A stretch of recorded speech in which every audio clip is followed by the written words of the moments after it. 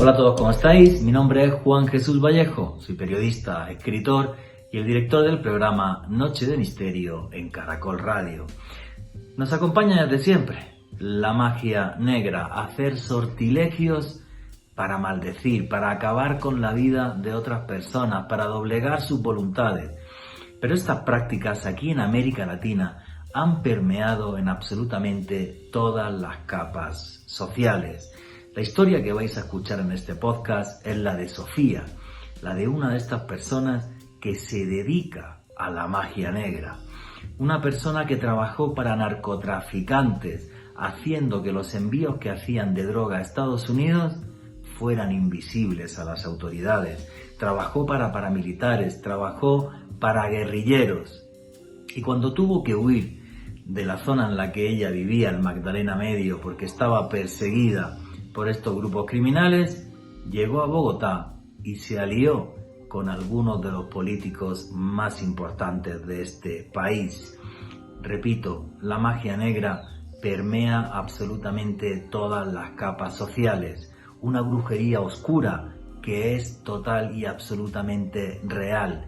Los hechos que vais a escuchar en el siguiente audio os aseguro que os van a impactar.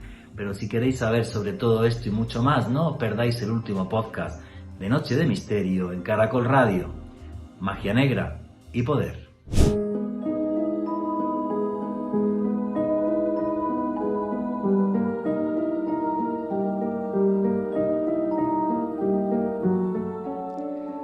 Somos esclavos del poder y muchas veces ese poder se asocia a la oscuridad. Hay toda una cantidad de historias que nos hacen pensar que el hombre realmente tiene un alma oscura.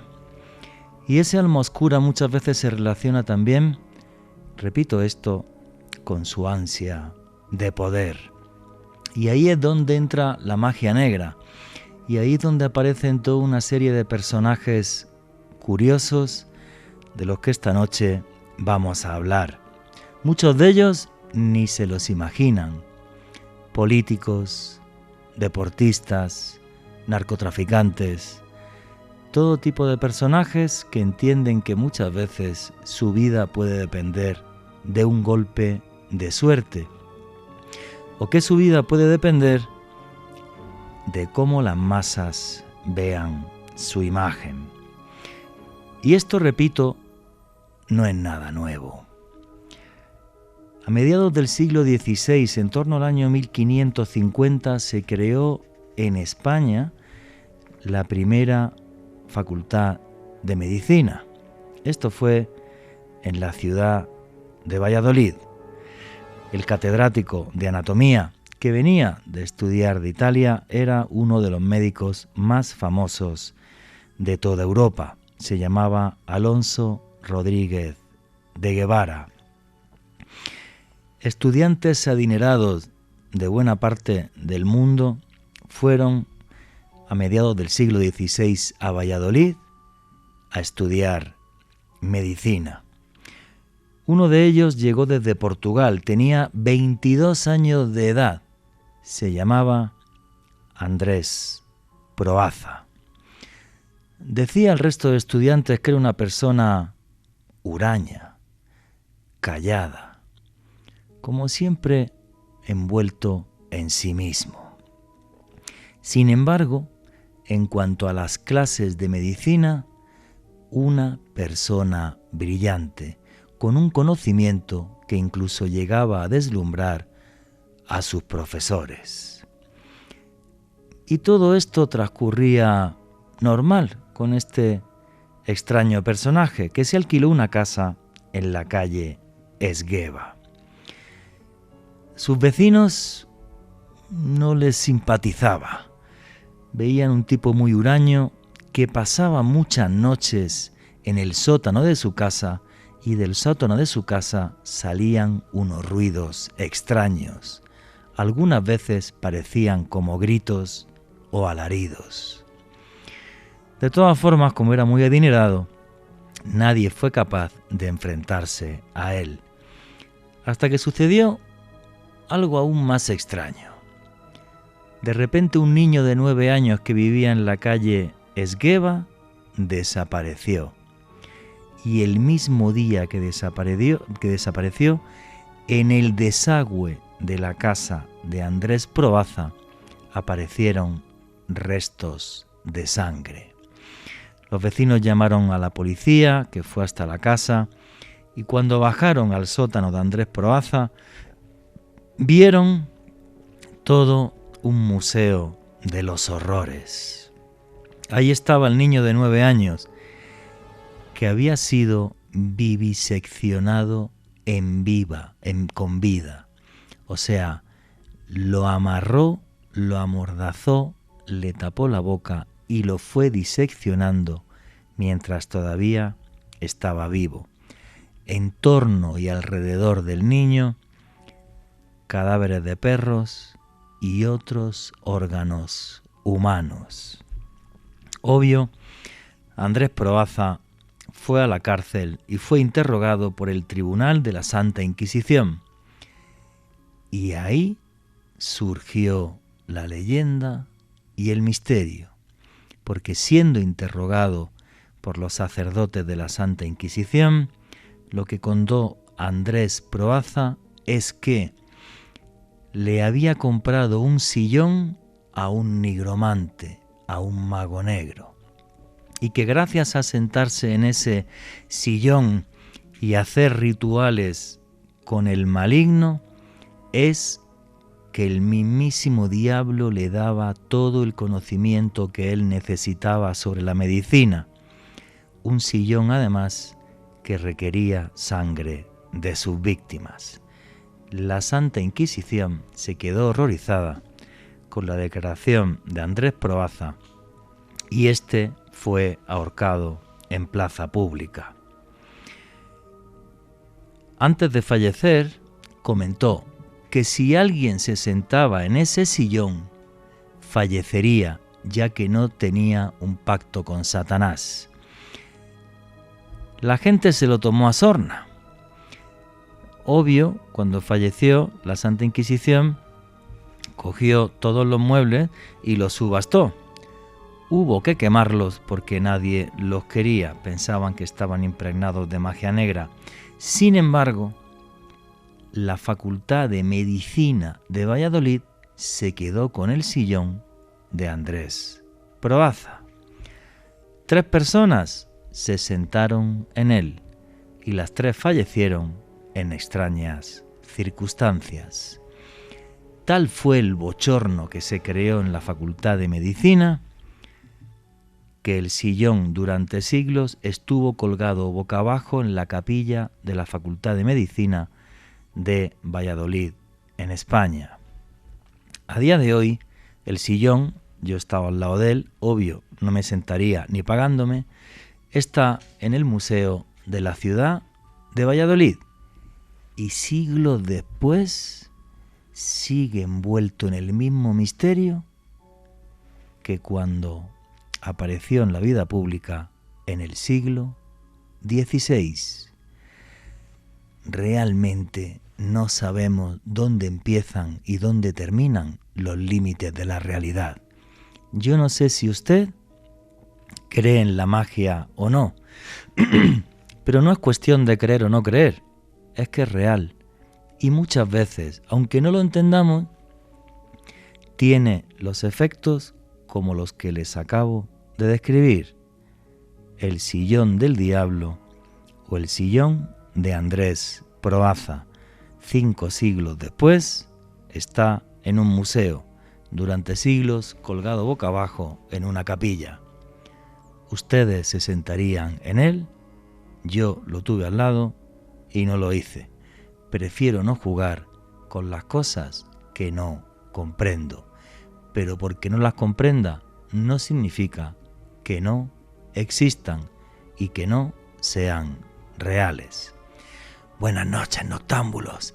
Mi nombre es Juan Jesús Vallejo. Los que queráis seguirme en redes sociales, mi Twitter es @JuanGVallejo, Juan J. E. Vallejo. En Instagram y en Facebook, Juan Jesús Vallejo. Y esto es otro programa de Noche de Misterio. Y aquí lo que hacemos es periodismo de misterio. Nosotros os ponemos los hechos encima de la mesa y vosotros decidís qué hay detrás y qué no. Y aquí somos una gran familia, la familia del misterio, y por eso ya tenemos un numeral en Twitter que es Magia Caracol. Repito, tenemos un numeral en Twitter que es Magia Caracol, para que pongáis vuestras preguntas y opiniones. Ya os pregunto a través del Twitter, ¿os sentaríais en el sillón del diablo? ¿En el sillón de Andrés Proaza? ¿Jugaríais con esa suerte? Yo repito, no lo haría. Sabéis que hago viajes de autor. El próximo viaje en la segunda quincena del mes de abril del año 2024. Repito, segunda quincena, del 15 al 26 para ser exacto. Viaje al Camino de Santiago para seguir la senda de los templarios, para maravillarnos con la gastronomía, la cultura y la magia de toda la parte norte de la península ibérica, llegando a Santiago de Compostela, al Obradoiro, uno de los lugares más espectaculares del mundo. Toda la información de ese viaje de autor la tenéis en www.viajesjuanjesusvallejo.com. Repito la web, www.viajesjuanjesusvallejo.com. Ya tenéis el viaje ahí y un número de WhatsApp donde escribís y podéis apuntaros a ese viaje. Dentro de pocas semanas voy a sacar también uno a Turquía que va a ser del 20 al 30 de mayo. Y arrancamos ya sin más dilación. Alejandro Bernal, amigo, compañero, ¿cómo estás? Muy bien, Juanje, un saludo para ti, también para todas las personas que en este momento se conectan a la señal en vivo de Caracol Radio y también para todos los que acceden a este contenido a través del podcast que estamos publicando todas las semanas a través del canal de YouTube de Caracol Radio. Hoy con un testimonio de excepción, realmente yo creo que el trabajo periodístico de Mario Villalobos, Premio Simón Bolívar de periodismo por tres veces. En varias oportunidades, Juanje, es contar con un testimonio realmente muy bien tratado, muy bien investigado y una historia que realmente nos lleva hasta la magia más oscura y su relación con el poder en diversos ámbitos de nuestro país. Con unos árbitros, bueno, no solamente narcotraficantes, paramilitares y guerrilleros, que eso me lo esperaba. Exacto. Con políticos, fiscales, jueces, cantantes famosos. Bueno, yo la entrevista, la verdad que me quedé en shock. El poder de la magia y de la magia negra. La magia negra es cualquier magia que se hace para doblegar la voluntad de los demás. Y yo sí que creo que existe, aunque no la entienda ni la comprenda, pero es total y absolutamente real. Y vamos ya con la entrevista a Mario Villalobos, que os aseguro os va a sorprender, y la entrevista arranca así. Pues como os comentaba al principio en la introducción del programa, parece que es una especie de matrimonio inseparable.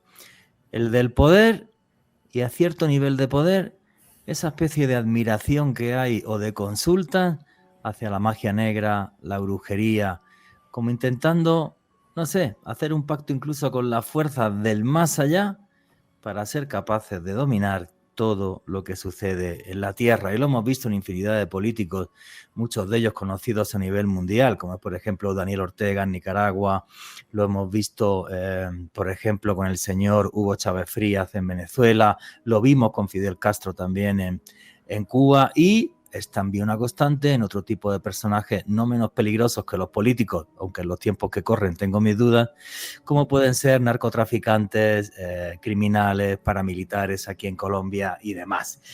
Y el que ha hecho un libro buenísimo sobre eso, que tengo ahora mismo en mi mano, es un libro que se llama Confesiones de una bruja, magia negra y poder, de la editorial Testigo Directo, libro que firma Mario Villalobos Osorio. Y Mario, te voy a hacer la pregunta que le hago a todos mis invitados siempre cuando llega este momento. Es la primera vez que estáis en Noche de Misterio, que es un programa que tiene, gracias a Dios, una audiencia muy amplia dentro y fuera de Colombia. ¿Quién es Mario Villalobos para todos los oyentes de Noche de Misterio? Juan Jesús, un abrazo grandote, el placer por primera vez de acompañarte porque soy fan del programa. De hecho, como te contaba, lo escucho cada que puedo, soy noctámbulo por naturaleza. ¿Quién es Mario Villalobos? Nada, soy periodista desde hace 33 años, pasé por varios de los más importantes noticiarios del país, como Noticias 1, Noticias RCN, también pasé por Red Más Noticias, por Semana, He ganado 3 veces el Premio Nacional de Periodismo Simón Bolívar, que es el máximo galardón a los reporteros en este país. El Premio de la Sociedad Colombiana de Prensa, digamos, como en reconocimiento por mi trabajo, y también el Premio Política al Mejor Reportero en 2020. Me he especializado en periodismo digital, tengo un posgrado y una maestría, y además de ser periodista y muy aficionado a estos temas de misterio, pues también hago mucha consultoría en temas de periodismo digital e inteligencia artificial. Y aquí vamos haciendo camino, ¿no? Por supuesto que todos los días se aprende. Bueno, pues tienes una carrera brillante, no hacen falta muchas presentaciones. Y oye, Mario, ¿qué es lo que te empuja o qué te impacta de esta historia? Tú que tenías historias en tus manos todos los días por tu trabajo aquí en Colombia, ¿qué te impacta? Porque antes de arrancar la entrevista, fuera de micro, me decía, Juanje, esto es una investigación que ha llevado 20 años de mi vida. ¿Qué te impacta de esta historia para llevarla a un libro, Mario? Pues lo que me impacta, Juanje, es que yo arranco en el año 99, conozco a la protagonista del libro que se llama Sofía, la entrevisto por asuntos, digamos, profesionales. Estaba yo haciendo un reportaje de cómo los satánicos, que por esa época estaban en boga que robaran niños para ritos satánicos y diabólicos en temas de Halloween, pues queríamos hacer como un reportaje preventivo de advertirle a los padres de los chicos, mira lo que puede pasar. Alguien me la recomendó para entrevistarla especialmente porque consideraba que era muy histriónica, y efectivamente lo es. Además de ser una mujer tremenda, muy grande, de 1,80, grandísima, con una fuerza vocal e histriónica muy impresionante. Terminamos esa entrevista de cerca de media hora y Sofía me dice, ven que yo te quiero leer el tarot. Y yo le dije en ese momento, no, Sofía, mira, yo te agradezco, yo no me interesa, no creo en eso. Y me replica, mira que yo cobro 150.000 pesos solamente por leer las cartas. Y te estoy hablando de 150.000 del año 99, a precio de hoy. Sí, 1.000.000 o más. O más, creo yo.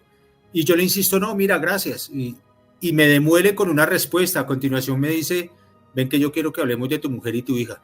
Y yo quedé perfectamente perplejo porque ya no tenía por qué saber nada de mi vida. Me vio a los ojos, pegó una risotada de esas típicas de bruja, y yo pues quedo picado, hermano, y me siento y me tira las cartas. Y te hago la historia corta. Me dijo 2 cosas que se cumplieron al pie de la letra. Me dijo, estamos en octubre del 99, el año entrante, a mitad de año no estás casado. Y efectivamente yo me divorcié de la madre de mi hija en el año 2000, hacia junio. Y la segunda cosa fue, pero no te preocupes que por la época de tu cumpleaños vas a recibir un gran reconocimiento en tu trabajo. Yo cumplo el 5 de septiembre. El 8, 3 días después, me entregaron el primero de los 3 Simón Bolívar que me han otorgado. Desde entonces, yo identifiqué en ese momento, Juan, una historia épica, digna de ser contada. Máxime cuando yo con el tiempo me hago amigo de Rochi Vallejo, que es su nuera y a la vez la persona que la asiste. Y un día en una comida, estábamos en una comida, y Rochi me dice, me voy porque mañana viene Nicanor a casa y no tengo nada listo. Y yo, ¿y quién es Nicanor? Y me contesta, Nicanor es el espíritu de un sanador venezolano que posee la materia de Sofía para hacer sanación. Y yo quedé de nuevo perplejo. Le dije, no te creo. Me dijeron, bueno, ven a casa mañana. Y efectivamente al otro día, yo soy testigo como ella en un momento a otro entra en un marasmo, Juan Jesús, y cuando regresa y vuelve en sí es otra persona. Gestualmente, vocalmente, habla como un hombre, tiene una especie de acentillo venezolano, y empieza a hacer sanación. De hecho, había 3 o 4 personas esperándolas para ese tema de la imposición de manos. Una de ellas le dije yo, ¿tú por qué le crees a Sofía? Y me dijo, no, es que a mi esposo ya lo curó de un cáncer terminal. Cuando ella termina esa sesión, yo le digo, ¿de dónde salió toda esta locura, Sofía? Y me dice, no, Mario, yo desde los 6 años, cuando tenía paperas, 6, 8 años tenía paperas, Nicanor viene en una visión, en una epifanía, y me advierte que él va a ser mi segunda piel y yo estoy destinada a hacer sanación. Pero paralelamente, por la misma época, de forma casual, ella, convaleciente de las paperas, ve por allá, por el quicio de la puerta, por un pequeño halo de luz que le entraba, como su abuela hacía brujería negra, y se enamora, Juan Jesús. Ella me dice, Mario, eso para mí fue lo máximo, y empieza esa lucha que se narra en el libro del bien contra el mal, de lo que ella está predestinada para hacer haciendo sanación y de lo que de verdad amaba hacer, que era hacer brujería negra. Oye, vamos a ver, porque este programa lo oye muchísima gente fuera de Colombia. Me imagino que tu libro se puede conseguir, la gente que está fuera de Colombia, a través de alguna web o algo, Mario. Claro que sí, pueden encontrarlo en testigodirectoeditorial.com. Ahí lo pueden comprar físico si quieren obtenerlo físico. Y por supuesto que se los firmo a quien quieran, a donde quieran, ni más faltaba. Listo. Y para multitudinaria audiencia de Caracol Radio fuera de Colombia y de tu programa que es tan seguido, lo pueden comprar en la misma página, testigodirectoeditorial.com, y está la versión descargable. Listo, entonces, ahí lo pueden conseguir muy fácil, o en las librerías, en la NERN, en la Nacional, la Panamericana, en todas. Es que tenemos mucho público en Estados Unidos y en México, en el resto del continente también, ¿vale? Argentina, Chile, pero sobre todo en México y Estados Unidos, sí son muchos millones de personas los que oyen el programa. Entonces, para toda esa gente que está fuera de Colombia, y obvio también para los de acá, me vienen muchas preguntas a la cabeza, vamos poquito a poco. Lo primero es, esta señora, ¿vale? No sé si era de Bogotá, de Medellín, ahora me responden, y me imagino que sería de un estrato social bajo, me imagino. Ahora quiero que tú me respondas a eso. Te estoy haciendo estas preguntas, Mario, por una cosa. La magia en Colombia tiene una serie de particularidades que no tiene en ningún lugar del mundo porque vivimos, por desgracia, en un país tremendamente violento, en el que llevamos un conflicto desde hace muchas décadas entre guerrillas, paramilitares, y a esto además le añadimos el tema del narcotráfico y las bandas criminales. Tenemos un puzzle y un mare magnum muy complicado de entender a la hora de magia negra y brujería. Aquí cosas en Colombia que son muy únicas. Una, por ejemplo, que le dicen, no sé si lo has visto alguna vez, el ángel solo, que es un angelito negro, que es el que protege a los malos, ¿vale? Si soy narco, si soy tal. Me refiero a que la sabiduría de esta señora, y ahora me dirás dónde vive, dónde no vive o lo que sea y tal, es una, digamos, desde mi punto de vista, en cierta medida, es una forma de supervivencia. No solamente quizás de ella, como bruja y demás, y por dedicarse a la brujería, sino que aquí es que la brujería está pegada a la supervivencia de toda esa gente que vive al límite y que puede morir no mañana, en 5 minutos. ¿Cómo es este personaje y cómo es el entorno social de ella, Mario? Tal cual como tú cuentas, Juan. Sofía nació en un pueblo a las riberas del del río Magdalena, un pueblo misérrimo, con una grandísima dificultad económica, vivía en medio de una gran estrechez, y su abuela y su familia lo eran, y su abuela cuando la alistó para ese encuentro con la brujería negra, le metió en la cabeza el tema de que ella iba a tener mucho dinero, como efectivamente sucedió, porque cuando Sofía empieza a trabajar con toda esa cantidad de criminales, de poderosos, de famosos también, lo que empieza es a conseguir dinero. Y por supuesto no tuvo la oportunidad de educarse, no tuvo la oportunidad de ir a una universidad, digamos, y uno pensaría que, como dices tú, hace parte de ese ADN que nos identifica a los colombianos, tratar de resolver en el más allá, de pronto a las malas y a la fuerza, lo que no podemos resolver en el más acá. Es típicamente una persona muy pobre en su niñez, luego contrae matrimonio con un hacendado y empieza un poco como a cambiar su suerte en el tema económico, pero lo que a ella de verdad lo apasiona es sentirse todopoderosa y sentirse temida, al punto que toda esa calaña y toda esa fauna variopinta de criminales como guerrilleros, marimberos, paramilitares le temen al punto que incluso llegó a trabajar para unos y otros al tiempo, y ellos lo sabían. De ese tamaño era no solamente su poder de convicción, su talante personal, porque cuando tú la ves es absolutamente intimidante, sino además su poder esotérico, que yo no lo creía hasta que no lo vi con mis propios ojos. Un poder que es total y absolutamente real, como nos estaba diciendo Mario Villalobos. Y ahora nos va a contar cosas que os van a dejar en shock. Continuamos con Noche de Misterio.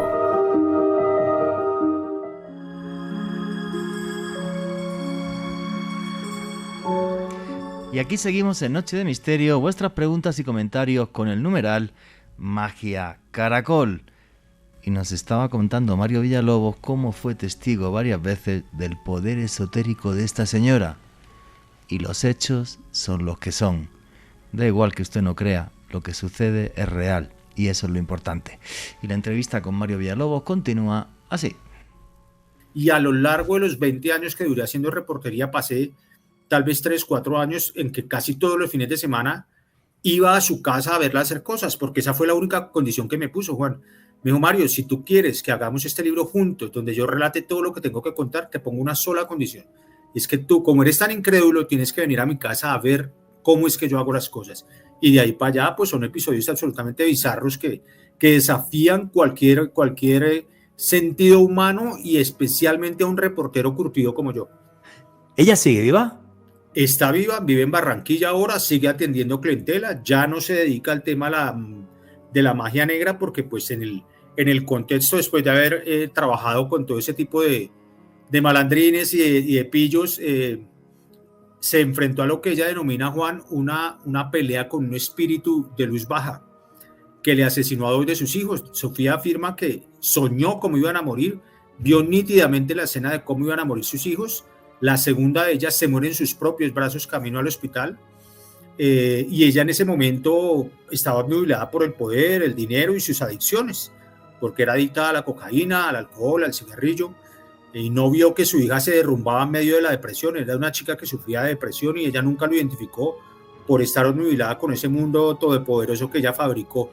Pero cuando muere su segunda hija, ella renuncia, Juan, renuncia al tema negro, y ahí viene ¿cómo decirte? Una vorágine terrible de sentimientos encontrados, porque finalmente es un ser humano más allá de toda cosa. Sí, claro. O sea, una chica que a los 10, 12 años, en vez de estar jugando con muñecas, estaba prendiendo velones y estaba haciendo amarres de amor, pues no tuvo infancia. Cuando creció ya se hizo cargo de su familia, se le vino el mundo encima, se le vinieron sus adicciones. Delante mío ella recibía 5, 10, 15 millones de pesos por un trabajo X, Y o Z, y el dinero no se le veía. Era increíble. Se lo gastaba en adicciones, en una vida loca que llevaría. En una vida loca, y además igual tenía que responder por los 3 nietos que le dejó su primer hijo muerto. Cuando su segunda hija muere en sus brazos, ella promete que se retira del tema negro, y efectivamente lo hace. Y eso es admirable. En el fondo es una lección de vida para quienes creen que esas personas no lo superan, y se redime, renuncia a ese camino oscuro, vuelve a Dios o a esa fuerza superior en la que ella cree. Pero entonces también viene un tema muy terrible, Juan, y es que se enfrenta a que, por supuesto, ella conocía los secretos de toda esa cantidad de pillos. Y le dijeron, no, tía, en la mafia usted no se retira. Y empezaron a amenazarla de muerte, a secuestrarla, a hacerle daño a su familia, razón por la cual, entre otras cosas, tuvimos que suspender 4 o 5 veces el libro. Sofía sencillamente, adiós, se perdía. 4 o 5 meses, hasta que me llamaba de un celular de minutos. Me decía, Mario, estoy a salvo, cuando yo vuelva a estar disponible te llamo y retomamos. Dios santo, qué historia tan loca. Oye, vamos al comienzo de la vida de esta señora. Ella aprende de su mamá la magia negra. O sea, realmente de la abuela. La abuela ya era, digamos, la bruja del pueblo. La que hacía amarres de amor. Pero me imagino que ella, al entrar en contacto con gente, digamos, bueno, que está metida muy en el crimen, como un narco, un paramilitar o un guerrillero y demás, tiene que empezar a subir peldaños. Ya no le sirven los amarres de amor, ya es necesario que aprenda a rezar para que no le entren las balas a alguien. ¿Ella te cuenta cómo es ese proceso de aprendizaje o no? ¿O su abuela ya sabía todo esto y era famosa, digamos, en la zona?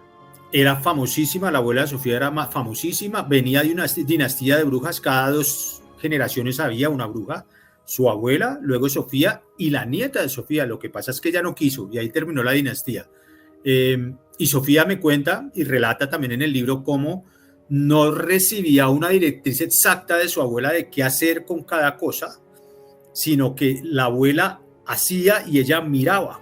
La abuela tenía en el patio trasero de su casa un cuartucho lleno de trebejos, de esencias, de cosas esotéricas y de insumos, digamos, de ingredientes, y ella empezaba a conjurar. Y Sofía me decía, Mario, yo desarrollé una memoria absolutamente fotográfica, de manera que yo no necesitaba apuntar nada, sino se me quedaba todo en el disco duro. Pero el libro narra cómo hay un momento en que ella sufre una especie de posesión y empieza a escribir compulsamente, de forma compulsiva, en un cuaderno, las recetas que ella le señalaba a una voz. Cuando lo miraron las personas como los principales de su pueblo, ninguno reconoció, y lo hizo el bibliotecario, que identificó que era enoquiano, que era el idioma en el que hablan muchos de los ocultistas desde el medioevo.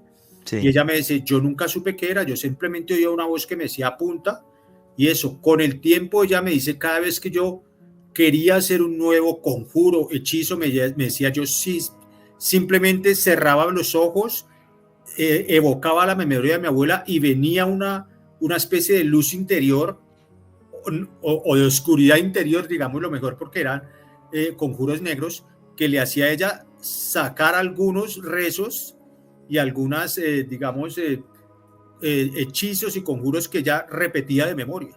Es decir, no tuvo una formación, no cogió el libro, no lo bajó por internet, nadie le enseñó, vio a su abuela básicamente.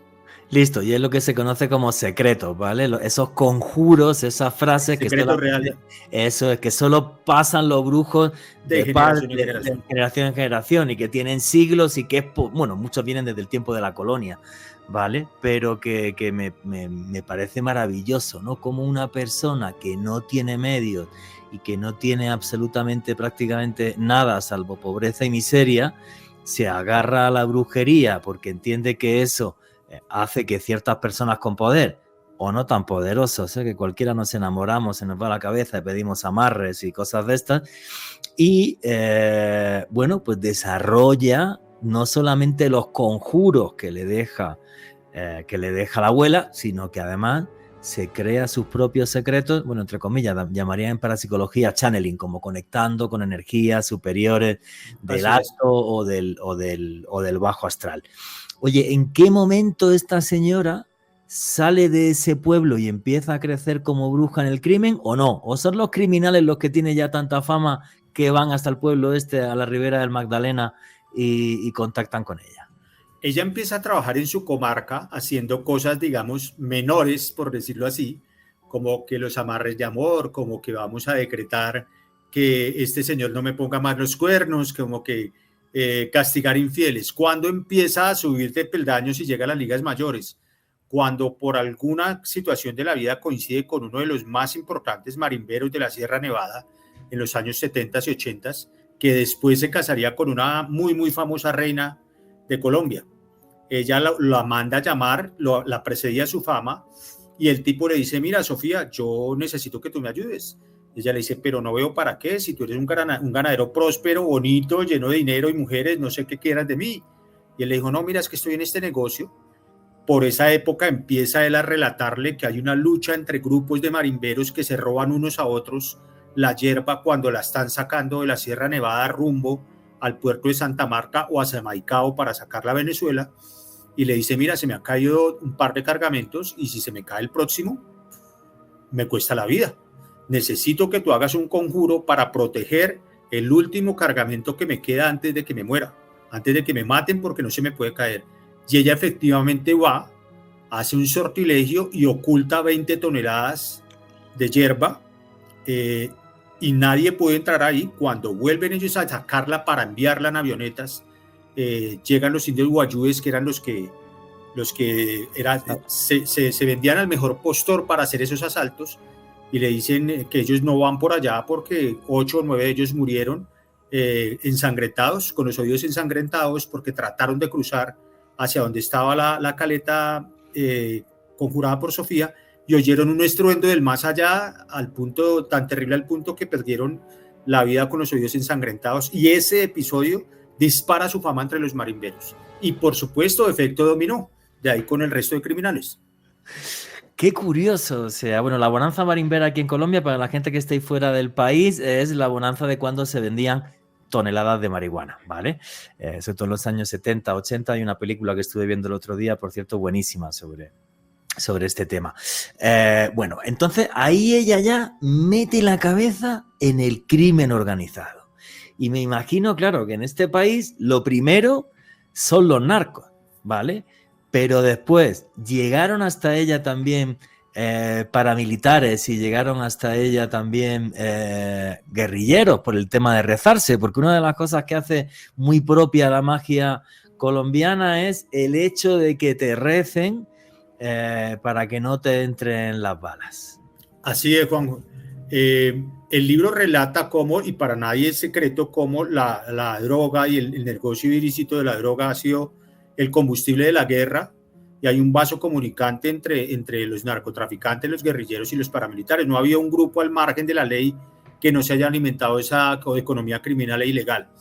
Esa fama se le vuelve una bola de nieve, y cualquier día ya conoce a los terratenientes que se convertirían luego en los primeros paramilitares. Y conoce, por ejemplo, Los hermanos Castaño eran, ¿no? a los hermanos Castaño, trabaja para muchos de los pistoleros de ellos, haciéndole lo que tú relatabas ahorita, que es el famoso ritual del cruzamiento, de los famosos niños en cruz, que se hace de dos formas, o bien con unos pequeñas cruces de metal que se incrustan en algunos sitios de la piel, o como ella lo suele hacer con tatuajes. Son 7 tatuajes en sitios clave del cuerpo. Se tatúan con lo que ella llama tinta virgen, es decir, tinta que no haya sido ni se vaya a usar para nada más. Se hace un ritual donde se bañan con jabón azul de cuadritos, se bañan el cuerpo con limones partidos en cruz, se bañan con un saumerio de hierbas, lo derriban el piso en forma de cruz los brazos, y alrededor suyo el paciente o el cliente, en ese caso, para decirlo mejor, tiene a su alrededor 33 velas de diferentes colores. Ella hace ese conjuro y lo que le garantiza al tipo es que si te van a dar tiros, quedas herido, por supuesto, sangras, por supuesto, pero salvas tu vida. De esa forma se salvó, a través de ese tipo de cruzamientos se salvaron decenas de sicarios, de pistoleros de esa guerra entre guerrilla y paramilitares, y se salvó también murió por incrédulo, uno de los más importantes jefes paramilitares del país, que fue Miguel Arroyave. Fue su cliente, y él a toda su escolta sus escoltas le pidieron a él que le dijera a Sofía que les hiciera ese sortilegio, y él no lo quiso hacer porque era muy incrédulo. Finalmente desapareció del radar de Sofía, y unos meses después pues lo mataron a tiros, irónicamente, en los Llanos Orientales, 2 hombres de las propias autodefensas. Y otro ritual muy famoso que hizo para guerrilleros es el famoso ritual de las aseguranzas, que es básicamente una cadena donde hay 7 dijes que corresponden a las 7 herramientas que utilizó San José en su labor de carpintero, y eso incluye un rito de santería cubana en donde se invocan a las 7 potencias africanas. Se hace y le entrega ese collar a esa persona y le dice: si ese collar se calienta, sube de temperatura, tú estás en serio riesgo. Así se voló uno de los grandísimos jefes de las FARC que hoy está delinquiendo en Venezuela. Ella le hizo el sortilegio, se lo envió a la selva a través de una chica que hacía las veces de intermediaria, y alrededor de unos 6 u 8 meses después yo la llamo y le dije: Sofía, mira, estás viendo la televisión. Yo, ¿qué pasó? Le pone el noticiero y relataban cómo este señor había sufrido un bombardeo de la fuerza pública, cayeron 9 de sus hombres, un tesoro en USBs, discos duros de inteligencia, y el tipo sencillamente desapareció del mapa. El general que reporta al aire en el noticiero dice: no nos explicamos cómo diablos el tipo se voló, lo teníamos infiltrado, había inteligencia humana, y en terreno persiguiéndolo hacía 7 meses y lo teníamos cercado. Cuando él estuvo cercado fue que la mandó a decir a Sofía: hágame algo porque me tienen respirando en la nuca. Hace ese aseguranza, se la envía y el tipo se vuela. Antes de cruzar la frontera lo llamó y le agradeció, y ella hoy sabe que él está vivo y trabajando allá para lo que denominan en ese país el famoso Cartel de los Soles. Dios santo, vamos a ver, lo que sí es verdad, y yo llevo muchos años también investigando el tema de brujería en Colombia, no a la profundidad que lo has hecho tú, es la primera vez que entrevisto a un periodista y me da detalles de cómo es uno de esos rituales. Nunca lo había conseguido, porque es un mundo como súper hermético, porque con perdón, yo me meto ahora mismo aquí en internet y pongo que me recen en Bogotá, me salen 40 anuncios, hay un huevón, con perdón, allí que me saca 2 o 3 millones de pesos, me hace el huevón, pero ese tipo no ha rezado un para en la vida, no ha rezado a un guerrillero en la vida, y no ha rezado a un narco en la vida, ¿vale? Los que juegan en división de honor, como esta señora que tú has entrevistado, como Sofía, esos no están en internet, ¿vale? Esos no están en internet, ni están en Google.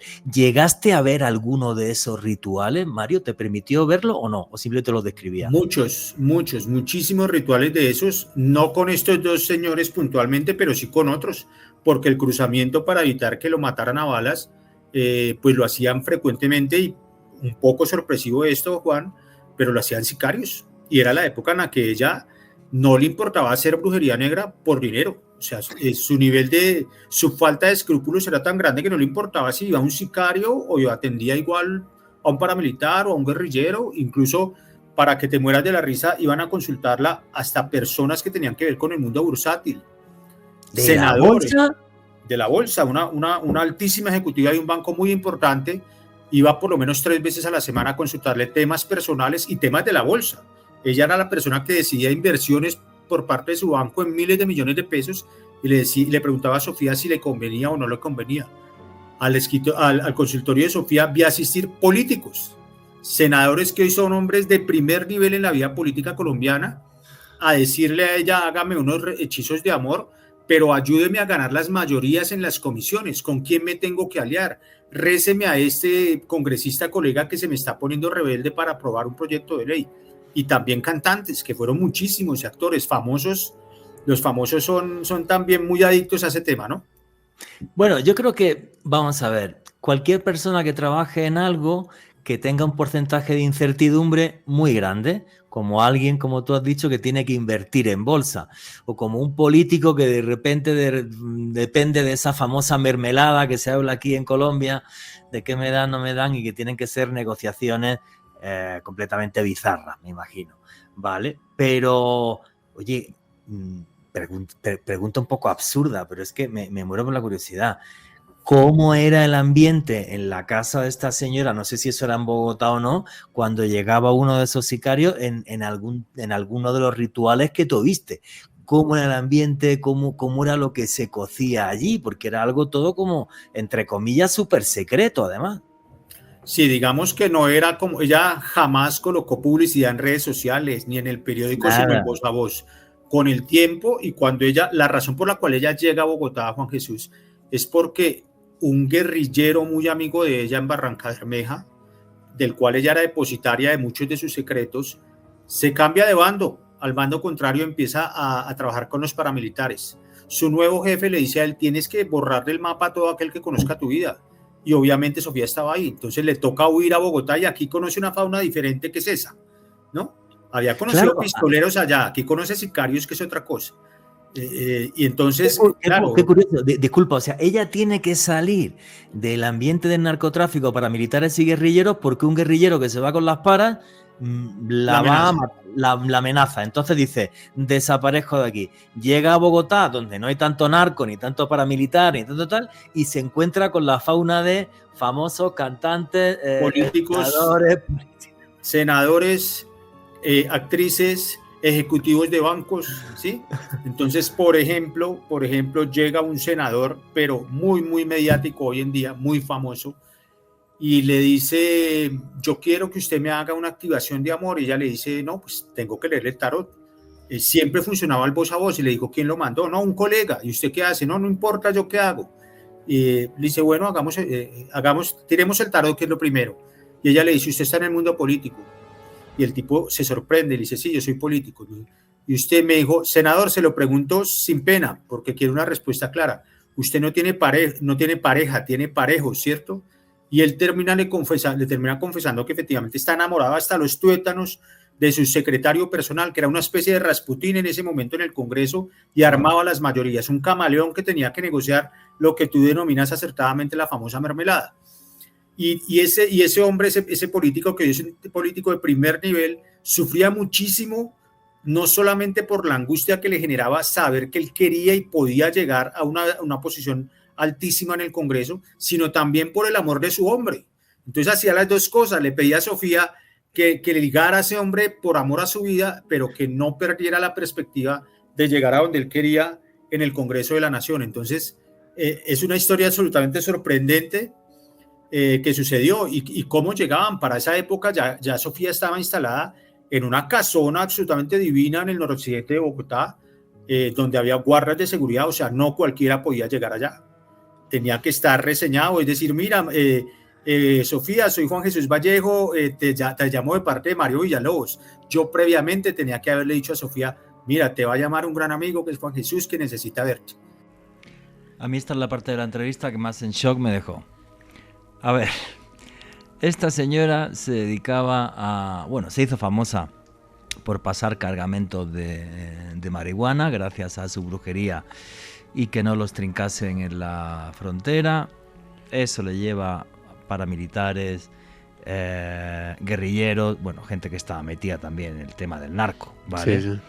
Ahora, que tenga que salir corriendo de la región en la que está, del Magdalena Medio, llega a Bogotá y tenga una clientela que no le entra por la puerta ya a los 3 días, por políticos. Y que la señora diga tranquilamente, no, pero si es que los criminales y los políticos van de la mano. O sea, hemos aprendido más en esta entrevista de brujería que escuchando a los políticos colombianos. Por favor.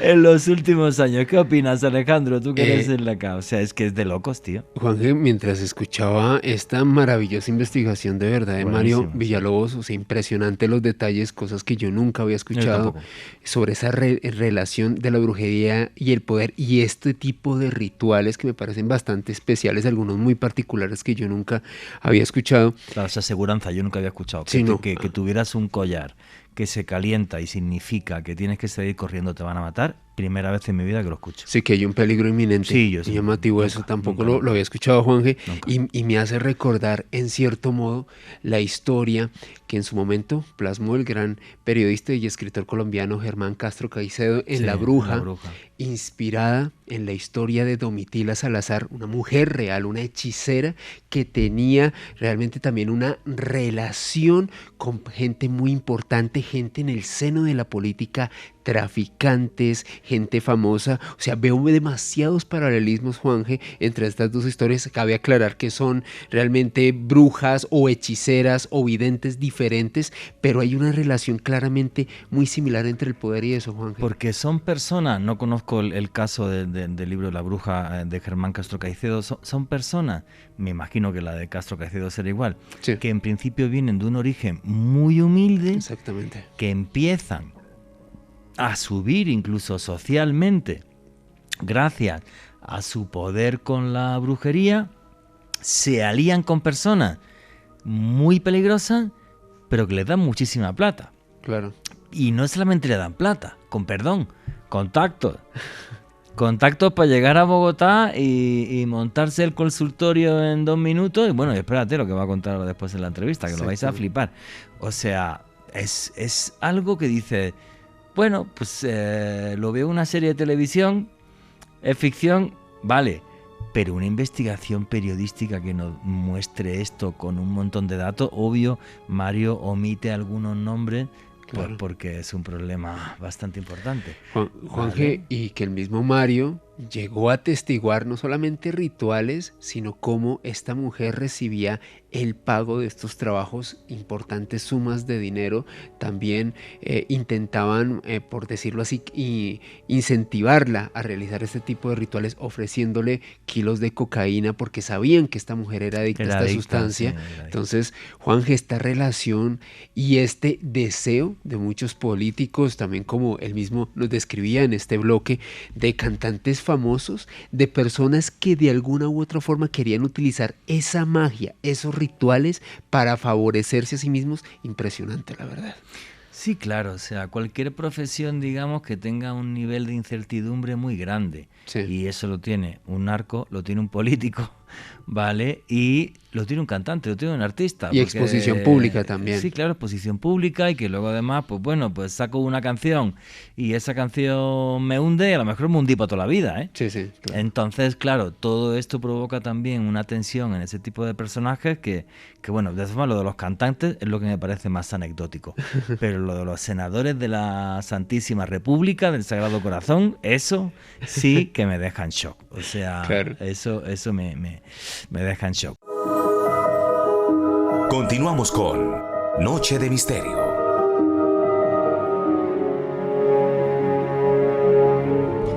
Y aquí seguimos en Noche de Misterio. Vuestras preguntas y comentarios a través del numeral Magia Caracol.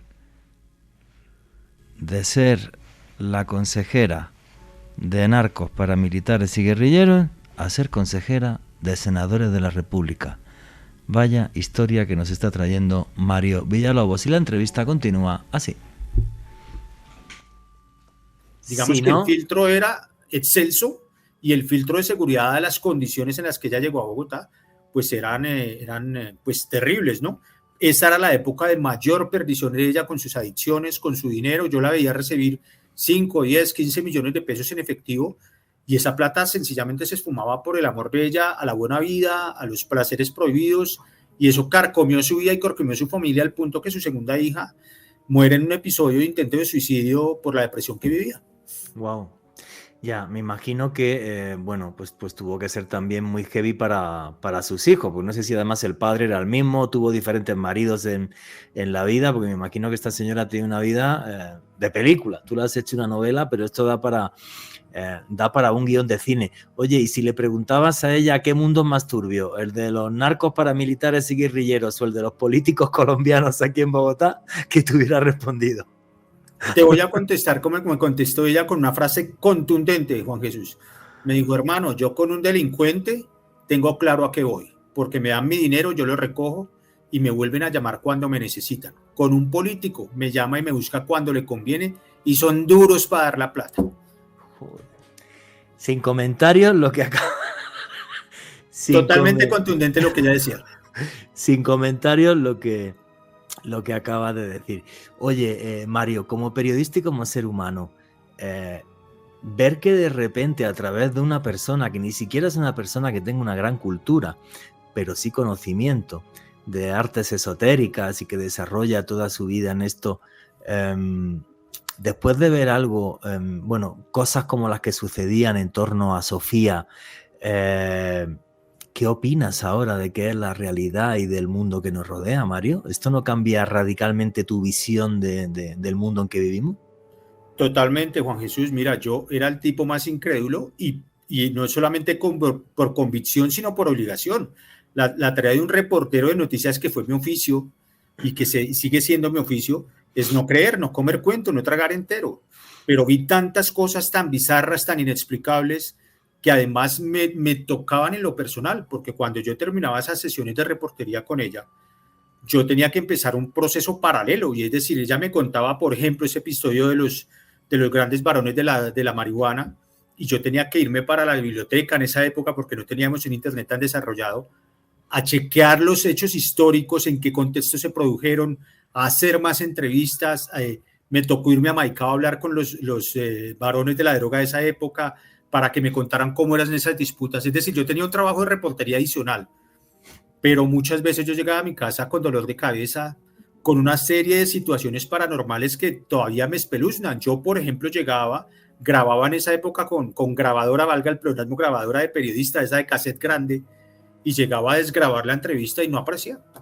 O hablaba en cámara lenta, yo le cambiaba las baterías y volvía a intentarlo y no. A veces yo me sentaba a escribir, a tratar de armar un capítulo, una historia, escribía un rato, hacía la pausa activa y cuando regresaba al computador no había nada. En varias ocasiones la llamé a ella y le dije, Sofi, mira, pasa esto. Y ella se reía y me decía, es que eso, la vida castiga y le da cachetadas todos los días a quienes son incrédulos. Yo soy un hombre devotamente católico, muy, muy creyente. Mi madre me crió católico, mi abuela me crió católico, pero definitivamente estar cerca de eso me impresionó tanto, que siempre las mamás en todo el mundo, no solamente en América Latina, Juan, le dicen a uno que no hay que creer en brujas, pero de que las hay, las hay. Y efectivamente las hay, y efectivamente son absolutamente poderosas y temibles. Sí que las hay, y además, bueno, yo voy siempre cargado de amuletos, ¿vale? Y me dicen supersticioso, que lo soy, yo soy muy supersticioso, no soy ni cristiano, ni católico, ni nada, pero yo sí entiendo que los límites de la realidad, no sé cuáles son. ¿Vale? Hay una realidad que es la física, efectivamente, que es la que hablan los físicos y los matemáticos, esa realidad genial. Pero hay otra en la que entra el chamanismo, donde entra la brujería, donde entra esto, que yo no sé de qué forma o de qué manera esta gente conecta con algo que yo no entiendo qué es, llámalo demonios, o no lo sé, ponle el nombre que quieras, pero yo realmente no sé qué es. Ahora, ¿qué es real? Es real. Y eso es lo que me parece fascinante de una historia y de un libro como este, como Confesiones de una bruja. Te tengo cierta envidia como periodista por haber dado con un personaje así. Oye, de las historias que te comentaba ella, ¿hay alguna en especial que se te quedara como diciendo, Dios mío, lo imposible existe? Sí, siempre la cito en en este recorrido en el que generosamente colegas como tú y de otros medios de comunicación me han permitido presentarle a la gente el libro, les relato este episodio porque fue tal vez el más bizarro.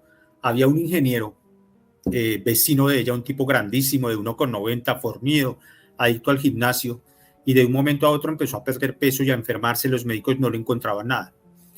La mamá lo lleva donde Sofía, porque era vecina, vivía a escasas 2 cuadras, y mira al ingeniero y le lee el tarot y le dice: a usted le hicieron una brujería así, así y así, y se la hizo una mujer con la que no es su novia, pero con la que usted tiene una relación. Esa mujer es así, así, y se llama así. Y el tipo quedó perplejo. Le dijo: vamos a sanar. Para esa época ya había renunciado a la brujería negra, ya estaba en su plan de redención, de salirse de ese mundo tan oscuro, y le dijo, para que además la gente se sorprende, ¿no? Porque imaginan, Juan Jesús, que tiene un laboratorio repleto de menjunjes, de pociones, de brebajes, de cosas. No, le dijo: ve y trae una lata de aceite de oliva español extra virgen y 3 limones. Ella vacía eso en un tarrito de cristal, lo conjura con una oración a través de la cual ella invoca a Nicanor, y lo deja a la luz de la luna, y a las 3 de la mañana se la da al chico. De un momento a otro ya dice: traigan un balde.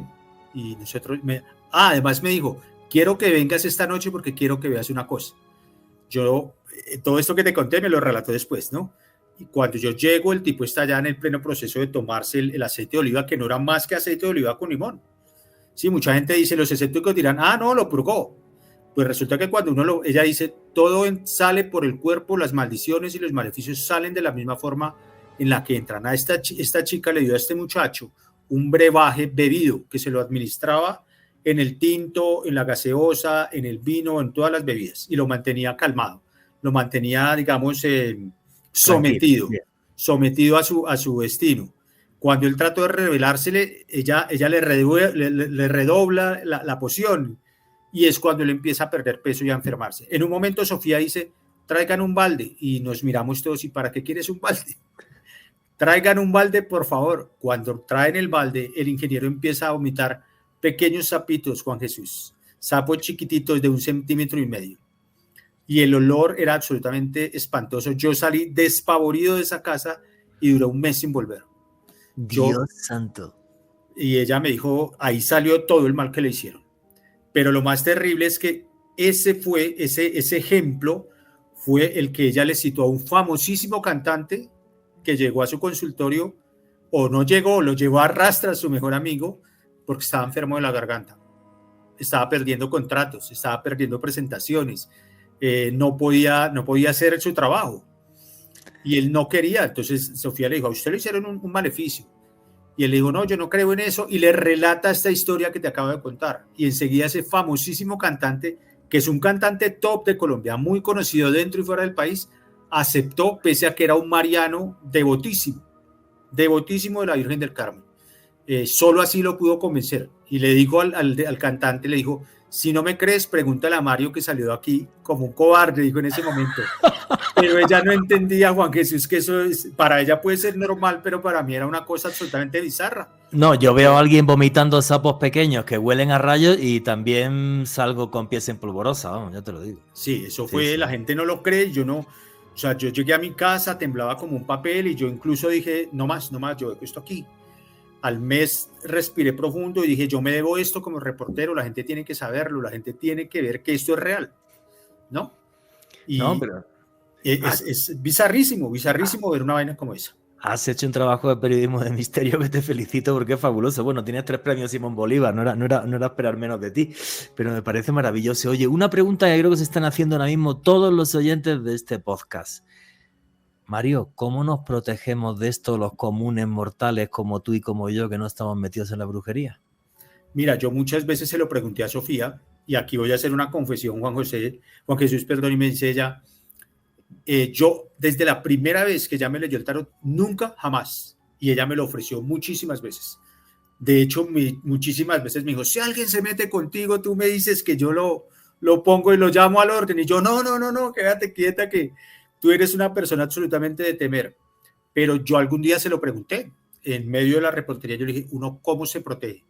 Me dice: el mal está aquí y ahora presente, y para hacerle mal a alguien no es sino desearlo, pero toma precauciones. Ella decía: me vino a enseñar ella, por ejemplo, que el vudú no es necesariamente malo, ¿no? No, Que es una religión. sí, es una religión y algunos ritos son buenos y otros oscuros. Me decía ella, pero en términos generales no desconfía de aquella persona que te insiste mucho en que tomes alguna bebida. Desconfía mucho de aquella persona que quiere permanecer más de lo necesario en tu casa. No regales fotografías, aunque yo le decía a ella, pero mira, es que pues hoy es bajar una foto de alguien, es muy fácil desde Facebook. Me dijo, eso no funciona. Tiene que ser una fotografía tomada a la antigua porque eso capta tu aura y capta tu energía, ¿sí? No regales prendas de vestir tuyas, ¿cierto? Y carga siempre un amuleto de protección de acuerdo con lo que tú sientas y percibas como tu fuerza superior. Una cadena, yo cargo una cadena de la Virgen del Carmen, la cargo aquí siempre en el pecho, la medalla de San Benito y mi camándula, porque soy un tipo muy rezandero. Mis hermanos y yo todos los domingos 8 de la noche estamos con mi madre conectados en videollamada de WhatsApp rezando nuestro rosario. Ese embate espiritual que yo sentí, Juan Jesús me llevó a, digamos, yo sentía mucho miedo y cada que yo iba hacia donde Sofía rezaba mi rosario antes de llegar porque la energía es absolutamente bestial. En términos generales es no regales ropa, no regales fotografías. Las bebidas, cuidado. Y cuidado con las bebidas. Y ten un amuleto de protección. Básicamente esos son como los 4 tips. Pero ella dice que igual es tan fácil hacer daño como proponerse. Sí, claro, o sea, no, y en este país que lo que hay es una guerra de brujos, o sea, es una cosa absurda. Yo lo que he visto hasta ahora, cuando hago programas así, ya verás gente que va a empezar a enviar fotos por Twitter y tal en el numeral del programa de enterramientos que han encontrado en su casa, de vainas, o sea, aquí, por ejemplo, hasta, no sé, estoy recordando, hasta los prostíbulos, unos enterramientos en torno al negro Felipe, que es de simbología venezolana, digamos, de la religión afroamericana que hay en Venezuela, que son absurdos. Oye, me comentaste que esta señora incursionó también dentro de lo que serían las religiones afroamericanas, como vudú, sí, santería venezolana, y todo era un conocimiento que ella le venía porque hablaba con gente o porque le venía a la mente haciendo esto que llaman channeling, o sea, intentando conectar con otras energías, o como amigo. Se da, Juan Jesús, cuando ella hace su primer contacto con el espíritu que ella afirma que lo posee, porque Nicanor Ochoa hace parte de esa estructura de la mitología yerbatera, la famosa corte chamarrera venezolana que está encabezada por María Lionza, a quien Rubén Blades le hizo un tema muy famoso, muy icónico, el negro Felipe, José Gregorio Hernández, Guaycapuro, etcétera. Hay una mitología. Entonces hubo un momento en que ella tuvo que atender a otro famosísimo cantante colombiano y descubrió que él había sido víctima de un sortilegio de los denominados paleros cubanos, que tú lo citaste muy bien al principio de esta charla, que vivían metidos en el Palacio de Miraflores con Hugo Chávez y con muchos de los presidentes. Bueno, yo he estado con una palera en Cuba, ¿vale? El palomonte es muy diferente a la santería, ¿vale? Porque la santería cubana, digamos, es, por decirlo de alguna forma, como más ancestral y tiene mucho de religión yoruba nigeriana, porque los esclavos que llegaron a Cuba venían desde Nigeria, y es una mezcla entre esa religión yoruba nigeriana más la religión cristiana. El palomonte no, el palomonte es muy diferente, ¿vale? Porque el palomonte tiene una impronta muy enorme de lo que es el espiritismo. Entonces el palero, cuando tú estás hablando con el palero, pues se ponen allí su música, su tal, yo era una mujer, ¿vale? Se pone a fumar puros y entonces entra en trance y te habla a través de espíritus que le entran y tal, que la santería es igual, pero la santería danza, gira, tal, no sé qué, el palero no, el palero es mucho más parecido al espiritismo y no tiene esa pátina de religión yoruba que sí tiene la santería, sí es muy distinto. Bueno, finalmente ella acude a la ayuda de espíritus de ese tipo para poder sanar y tumbar ese sortilegio que le habían hecho a este chico para derrumbarlo y matarlo, y luego alcanza a salvarle la vida a un chico muy famoso también colombiano. Y en general ella dice que basta proponerse hacer el mal para hacerlo, ¿no? Y habla de todos los mitos que seguramente tú has oído en Colombia, como los famosos entierros. Muchas veces ella iba de visita a casas de personas que habían de un momento a otro de manera inesperada y muy rápida habían perdido su fortuna, estaban fracasando en el amor, o sea, como que se juntaban todos los males y ella leía el tarot y decía, necesito irme para tu casa ya. Y me llamaba y me decía, Mario, llega a esta dirección. Y ella entraba, hacía una especie como de conexión, ese channeling del que tú hablas, ella murmuraba, no se le entendía muy bien, y entraba en una especie como un estado de paz interior, como si fuese protagonista de una epifanía, y de un momento a otro se sentaba, respiraba profundo y le decía, mira, revisa en este closet, revisa allá detrás de no sé dónde, y encontraban los famosos entierros, unas bolsitas con tierra de cementerio, huesos y una cantidad de rituales, ¿no? Que son muy, muy correspondientes a eso que tú narrabas ahorita, pero evidentemente de todo hay, como hay también charlatanes. Ella decía, desconfía de todo aquel que te dice que te regresa al ser amado en 24 horas y te le pone a tus pies. Ella dice, el que dice eso es un charlatán porque un trabajo de amor no se hace de esa forma. Como aquel que te dice, te voy a hacer un estudio de numerología para que te ganes la lotería. Y dice, si fuese así, me la había ganado yo hace muchísimo tiempo. No es tan fácil, pero es efectivo y yo creo que es muy efectivo en cuanto a lo oscuro. Oye, y esta señora, después de lo que le pasa con la hija, me dices que cambia radical su vida, se da cuenta que todo el mal que hace se le está devolviendo. Y ese cambio de vida, ¿cómo fue? ¿Cómo lo asumió? ¿Decide irse de Bogotá también por eso? ¿O cómo fue esa historia, Mario?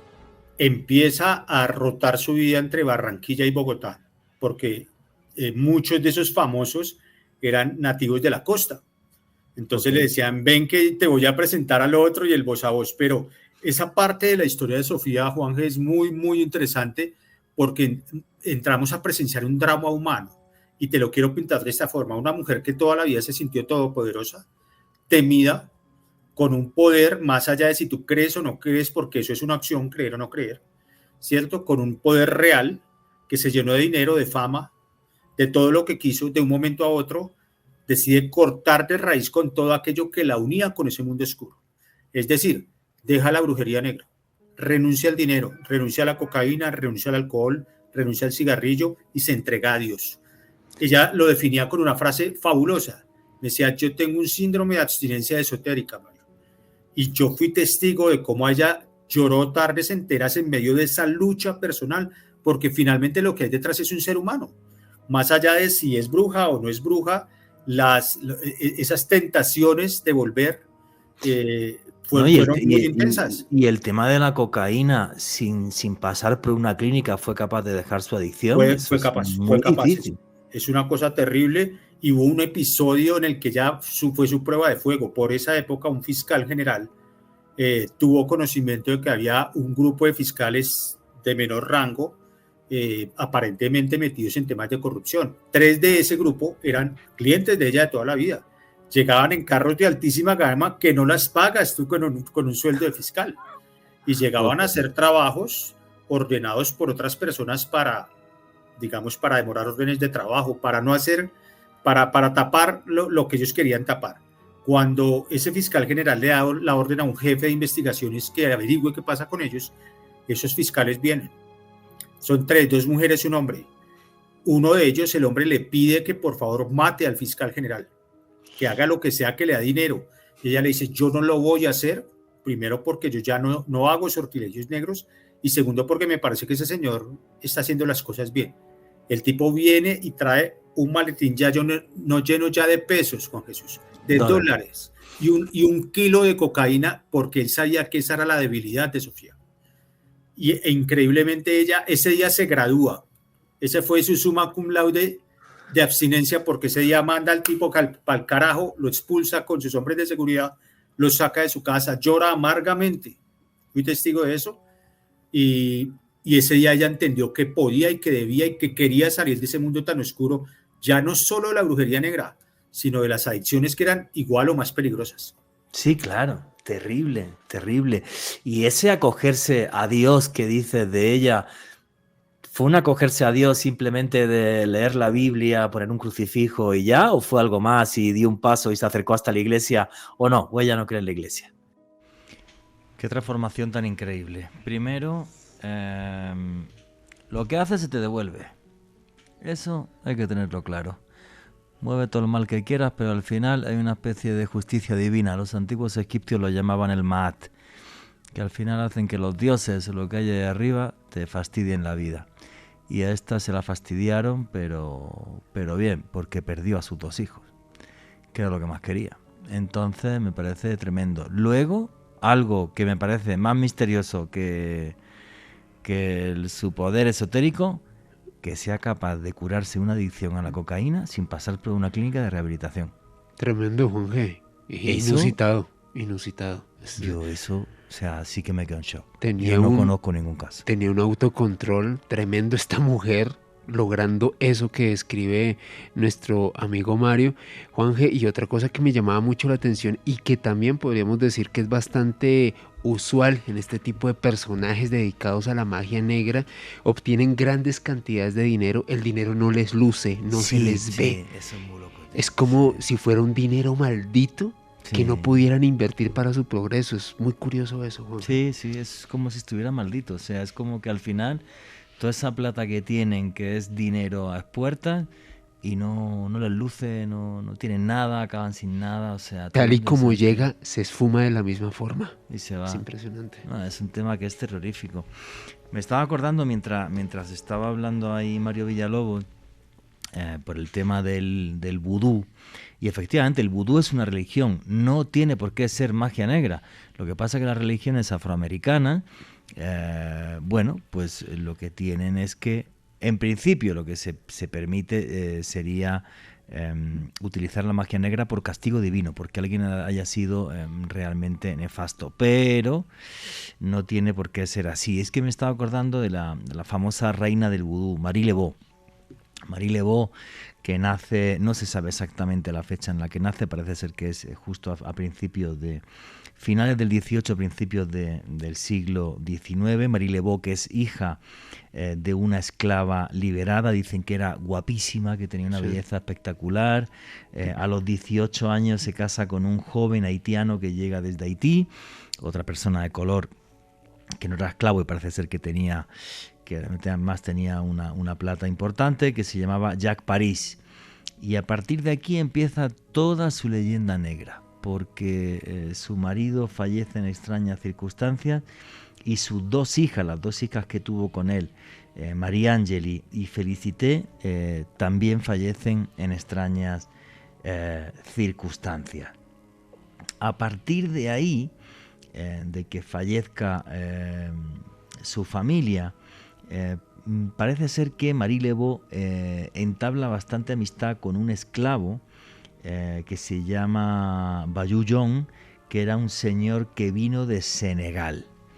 Ella aprende un montón de magia de este tipo, de Bayou John, y luego también de 2 maestras de vudú que ella tiene, que son Sanit Dede y Marie Salop. Ella aprende muchísimo vudú, y fíjate qué cosa más curiosa. Monta una peluquería. Sí, súper prestigiosa. Súper prestigiosa en Nueva Orleans, para que vayan las mujeres de alta alcurnia, y son las mujeres de alta alcurnia las que empiezan a encargarle trabajo de vudú a Marie Laveau. Desde que le hagan muñecos de vudú para fastidiar a la gente, lo que sea, obvio, siempre magia negra. Y se hace tan temida en Nueva Orleans y nadie es capaz, ni las autoridades ni nadie, de meterle mano, porque en su casa hacía rituales de vudú y los ricos de Nueva Orleans iban, y algunos de ellos eran poseídos por espíritus también, en medio de los rituales. Y eso, claro, no lo podían explicar y les daba tanto miedo, con que la gente sabía que se dedicaba a la magia negra y que la famosa peluquería era una tapadera. Murió de viejita a los 80 y pico años. Y que tenía, y Juanje, y que era amiga de gente muy poderosa de las grandes élites de Nueva Orleans. Se decía que Marie Laveau tenía tales poderes que aprendió de Dr. John, este gran experto en vudú africano, Juanje, que decían que ella incluso, de acuerdo a algunos historiadores de allá de Nueva Orleans, agarraba un globo, anotaba el nombre de una persona y cuando lo soltaba al cielo, esta persona se desvanecía en el acto. No. Decían que era capaz de hacer cosas como estas. De hecho, lograba hacer reuniones clandestinas detrás de la gran iglesia de Nueva Orleans. Hasta el sacerdote de la ciudad le tenía miedo y Sí, respeto a esta mujer. le tenía miedo, sí. También era muy famosa una serpiente muy grande que tenía, que ella Sí. le llamaba zombie a la serpiente, y parece ser que cuando hacía rituales y como unas bolsitas con vainas, se las daba a la serpiente y se las comía. Y eso parece ser también que le daba un miedo a la gente, pero que no te puedes imaginar. Bueno, uno de los sitios más visitados a día de hoy de Nueva Orleans es la tumba De Marie de Laveau. Marie Laveau, porque dicen además que van todos los ocultistas del mundo Exacto. a la tumba de Marie Laveau a hacer rituales y vainas y no sé qué, a ver si son capaces de adquirir algo de su poder, ¿no? Exactamente, Fíjate. Juanje. Impresionante. No, Un una- lugar de peregrinación. Sí, claro, una mujer que con magia negra y con brujería hizo historia. Claro. La reina del vudú en Nueva Orleans. Continuamos con Noche de Misterio. Y aquí seguimos en Noche de Misterio, vuestras preguntas y comentarios a través del numeral Magia Caracol. Una historia de auge, caída, otra vez recuperación y una historia marcada por las sombras y la oscuridad y por toda la gente que va a buscar esas sombras para que les den poder, que es la cosa que más me impacta de toda esta historia. Y la entrevista con Mario Villalobos continúa así. Total, ella no, pues digamos, fue criada católica en su pueblo, pues Infancia. era un pueblo a la Sí, orilla sí, del sí, río sí, más, sí. más caudaloso de Colombia, el río más importante de Colombia, corrijo. Y ella decía, sí, Dios, pero pues yo no necesito a Dios. Tenía una frase muy terrible, Juan, que decía, Dios en el cielo y Sofía en la tierra. A ese nivel llegó su De ego. arrogancia. Sí, era A ese muy nivel de arrogante. su soberbia y su arrogancia, y ella hoy lo dice, y cuando reparan esa frase, baja la mirada y se le aguan los ojos, porque ella dice, yo no debí llegar a ese punto. Pues no fue solamente pegarse al crucifijo, rezar el rosario y la Biblia, sino que empezó esa vida de ir esa vida de practicante, de ir a misa y de leer y de decirle a la gente, cuando venían esos clientes de su antiguo mundo y de su antigua vida, trataba de convertirlos, decirles, mira, yo no solamente no voy a hacerte un sortilegio negro más, sino que te invito a que des esto. Al final del libro lo que hay es no solamente una historia de la Colombia, de 3 o 4 Colombias que ya hemos relatado, no solamente todo este esquema esotérico, sino una historia de vida de una persona que pasa por todos los estadios y a principio y al final de todos esos estadios enfrenta como el clímax de lo que sucede, porque un día se desmaya en un supermercado, cuando despierta ya está en una clínica, le dicen tuvo un aneurisma abdominal, lo mismo que te sucede en el cerebro, pero en el abdomen. La única posibilidad era traer un especialista extranjero a que la operara y mandar a hacer unas prótesis a Estados Unidos sobre medidas. Mientras tanto estaba llena de cables. La posibilidad de sobrevivir era del menos del 5%. Cuando entra al quirófano, ella dijo, yo me fui. Y cuando ella está en el quirófano y se relata en el libro, ella se desdobla, Juan Jesús. Ve cómo la están operando y asiste a lo que ella denomina su juicio final. Y empieza lo que ella juraba que solo se veía en las películas y en los relatos que le parecían basura, de que veía su vida buena y su vida mala en cámara rápida, veía pasar todos los sucesos que ella protagonizó. Al final, ella dice, al final no había esa luz al final del túnel como me la relataban, sino una mano, digamos, terrible que estaba dispuesta a matarme, que salía de un mar de lava. Me dice, ya yo cierro los ojos y cuando los cierro y estoy esperando que me mate, despierto y estoy en el hospital y entendí que Dios me había perdonado. Y de ahí para adelante, Dios es la palabra que más pronuncia todos los días.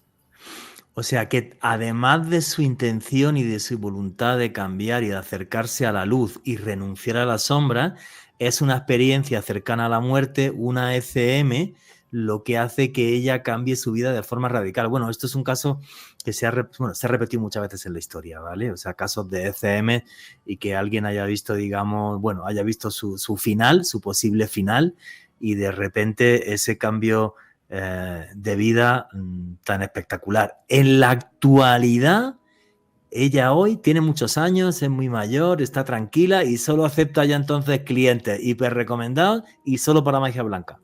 Correcto, tiene cerca de 75 años. Obviamente su salud está un poco deteriorada. Vino por estos días a Bogotá, estuvo hasta hace 15 días porque estábamos en toda esta vorágine del lanzamiento del libro, de conocer a la gente que estuvo detrás, que en este caso es Rafael Poveda, que está acá al frente de Testigo Directo Editorial, y regresó allá a la tierra que tanto quiere, a donde puede vivir tranquila, a donde, dice ella en la parte final del libro, cierra con una frase que le robó a mi abuela. Cuando hablábamos en plan de amigos, ella me decía, ella me veía a mí muy acelerado, Juan Jesús, y me decía, ¿tú por qué no te calmas? Y yo le decía, sí, tengo que calmarme porque mi abuela, alma bendita, me decía, mi hijo, mire, la juventud es un defecto que se quita con los años. Una frase contundente. Y esa es la frase final del libro, Juan Jesús. ¿Por qué es la frase final del libro? Porque cuando Sofía supera toda esa experiencia cercana a la muerte que tú relatas, ella dice, yo me redimo por gracia de Dios, y cuánto hubiera dado para que esa jovencita que se creyó todopoderosa, que hizo y deshizo, que mató y comió del muerto, por hablarlo en un colombianismo muy popular, cuánto hubiera dado yo por haber domado a esa jovencita y no haber tomado el camino del mal. Bien decía la abuela de un buen amigo mío, la juventud es un defecto que se quita con los años. Dios santo, qué frase tan sabia. Ya para ir concluyendo la entrevista, Mario, ¿esto ha cambiado también tu visión de la fe como cristiano? Me ha pegado más a Dios. A nosotros siempre, además porque yo le decía al padre Alfonso, que es mi confesor desde hace años enteros y con quien congenié mucho porque logró interpretarme, yo le decía, padre, a nosotros siempre nos vendieron un Dios bravo. Dios dice, el abogado del diablo básico, la famosa escena de Al Pacino donde dice, toca pero no goces, mira pero no disfrutas. Sí. Dios es un casero indiferente, decía Al Pacino en El abogado del diablo. Y yo lo que hice fue acercarme mucho más a mi fe, ¿cierto? O a esa fuerza superior en la que cree alguien, porque vi el lado B, vi el lado oscuro, vi el otro lado de la luna, Juan, y fue terrible verlo y terrible sentirlo y terrible el reto de sentarme en una hoja de papel en blanco virtual como es un portátil, un ordenador, y sentir el miedo infinito de que me lean y de que no me lean también, y de cómo contar esto de la manera más bonita posible, más aleccionadora posible, sin que perdiera ni el encanto, ni en la emoción, ni el fragor de todo lo que hemos conversado. Yo sigo siendo un tipo muy creyente, pero reevalué mis expectativas frente a lo que yo decía, mientras lo que yo creía que era el mal. Yo me imaginaba al diablo como lo pintan en la iconografía clásica con el tridente y los cachos, y resulta que el diablo está representado en muchas más cosas más oscuras de lo que cualquier cosa puede pensar. No, y creo que además lo que te pasó a ti, que por eso yo voy tan cargado siempre de amuletos y demás, por mi trayectoria profesional también y periodística, que es que te das cuenta de que la oscuridad, de que ese mal es real. O sea, porque parece que como que no nos esforzamos en decir, oye, el bien existe, la luz existe, y todos los días suceden milagros, aunque no les paremos bola, ¿vale? Pero suceden milagros, pero no le paramos bola a lo positivo, ¿vale? No le damos importancia, porque es que somos tan idiotas que pensamos, no, lo positivo es que yo ahora me ponga aquí algún rezo y me toque la lotería. No, eso no es positivo, eso es demasiado fácil, amigo, ¿vale? Y así es, Joel. Lo que yo creo es que esta experiencia desde lo humano y desde lo periodístico, y esto que ustedes pueden ver aquí en Confesiones de una Bruja, es simplemente al final de cuentas una moraleja, de que el mal está ahí, de que el mal existe, de que es más real de lo que te imaginas, de que está más cercano a tu vida, de que no lo puedes subestimar, de que hay gente mala que es capaz de dañarte a través de cosas que tú dices, eso no existe, yo no soy incrédulo, eso no me va a pasar a mí. No me va a pasar a mí, yo no lo creía. Por fortuna no me ha pasado ninguna desgracia, pero fui testigo de muchísimas desgracias. Y sabes, una de las cosas que en la entrevista que más me ha impactado, cómo pasa esta señora de una criminalidad convencional y de asesorar una criminalidad convencional como son los guerrilleros, paramilitares, narcotraficantes, a otra especie de criminalidad, o digamos criminalidad sin especie, pero la que albergan los poderosos de guante blanco, los que llevan trajes de 5 millones de pesos y y tal, ¿vale? Que son los políticos y otro tipo de personajes así. Porque fíjate, yo incluso cuando hablas de lo de los cantantes y tal y eso, bueno, pues cuando estás metido en el mundo artístico y tal, y si no vas a pedir magia negra, lo veo normal, ¿no? Pero que como político, como persona que quiere llevar las riendas de este país, seas capaz de sentarte con una persona como Sofía, con sus cosas buenas y malas, pero a pedirle algo malo a Sofía, eso me parece más grave que lo de los narcos. Lo de los narcos me lo espero, lo de los políticos no. ¿Te quiere sorprender todavía más, Juan Jesús? Yo un día le pregunté exactamente lo mismo. ¿Cómo fue ese vaso comunicante a través de llegar? O sea, ¿cómo llegaron los políticos a tu vida? ¿Y sabes qué me contestó? De la mano de los criminales, Mario, porque todos se tapan con la misma cobija. Y yo quedé, oh, por Dios. Y ahí empieza su historia. O sea, digamos, es como lo dices tú, es otro tipo de egos, otro tipo de soberbias, otro tipo de expectativas, pero que siempre, al igual que los criminales tradicionales, esperan conseguir a las malas lo que quieren, lo que no pueden hacer en una componenda política, lo tratan de resolver con un velón de desespero, por ejemplo. Es que es una, lo diré, es una oscuridad que no te la esperas, ¿vale? Porque la del narco, la del criminal o del asesino y eso, ¿vale? Pues yo me la puedo esperar. Es un tipo que vive en la ilegalidad, vive en la oscuridad y además entre ellos mismos se asesinan, se pisotean, se tal. Supuestamente, los políticos no deberían de ser así. Es gente que recibe un voto popular para hacer que este país vaya mejor. Pero creo que tienen una droga entre manos peor que la cocaína, que es el poder. Así es. Y hay un elemento común también, Juanje, que es tanto de estos criminales de cuello blanco, que no son todos los políticos, por supuesto, como los que sí lo son. Y es el miedo. El miedo. O sea, imagínate una persona que tiene acceso a dinero de manera ilimitada, de intimidar, de torcer conciencias. ¿Qué diablos va a buscar donde una bruja? Tiene miedo. Miedo de lo que le puedan hacer sus rivales, su competencia, o de lo que le pueda hacer en un momento dado la ley a la que no pudo comprar. Siempre detrás de eso hay un miedo porque tú no sabes qué hay en el lado B del disco. El vinilo tú lo volteas y pones la aguja y suena a otra cosa. Esa otra cosa que no conoces es la que los hace ir de manera repetida, y cuando se topan con que ella efectivamente tiene algo que no tienen los demás, un poder inexplicable, se vuelven adictos a eso. Yo vi personas de altísimo rango, de ambos lados del espectro de la legalidad, perfectamente adictos. Gente que iba 4 y 5 veces a la semana a pagar millones de pesos en efectivo para la que les resolvieran en el más acá lo que les inquietaba en el más allá. Dios santo, qué locura. Mario, muchísimas gracias por la entrevista. Tu conclusión y tu cierre antes de terminar, amigo. Nada, un gustazo, Juan Jesús, poder acompañarte en esta jornada. Un agradecimiento inmenso a la generosidad tuya de abrirme la puerta para esta charla tan deliciosa y pedirle a la gente que reparen. Es un libro que los invita a examinarse por dentro, a sentir y creer que efectivamente el mal existe. La invitación a que la discutamos en mis redes sociales, @Marito_Villalobos, ahí están. Me pueden escribir y comentamos cuando quieran. Y nada, lo pueden comprar, como te decía, en testigodirectoeditorial.com y en todas las librerías. Un abrazo para toda la gente, de que las hay, muy poderosas, muy reales, y no tienen verrugas ni vuelan en una escoba necesariamente. Mario, muchísimas gracias por compartir tu sabiduría y conocimiento con Noche de Misterio. Muchas gracias. Un abrazo, Juan Jesús. Bueno, vaya entrevista. De las que más me ha dejado en shock en mi vida, y la cantidad de cosas que hemos aprendido con esta entrevista a Mario Villalobos, ¿no? Cómo el ansia de poder de la gente hace que sean capaces de casarse con lo más oscuro y les importa un carajo. Por eso el podcast se va a llamar Magia Negra y Poder. O sea, es como que les importa cero. Y la historia que nos ha contado Mario Villalobos me parece fabuloso. Súper recomendado este libro. Yo lo tengo en casa y me lo pienso leer. Y bueno, y nunca olviden, no regalen ropa. Desconfíen de la gente que insiste en que beban algo. Sí. Nunca regalen fotos. Y cuidado con quién meten en su casa. Esos 4 pilares de protegerse por si la mosca. Porque usted, igual que no crea, es que existe y es real.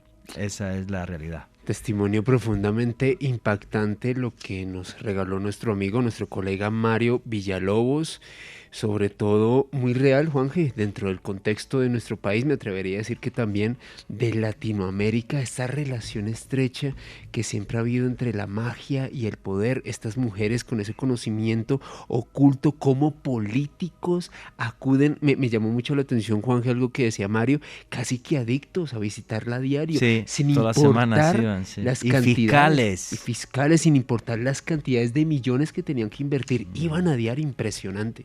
Sí, muy loco. Bueno, hablando de ese binomio entre magia negra y poder, hay algunos casos que son súper sonados.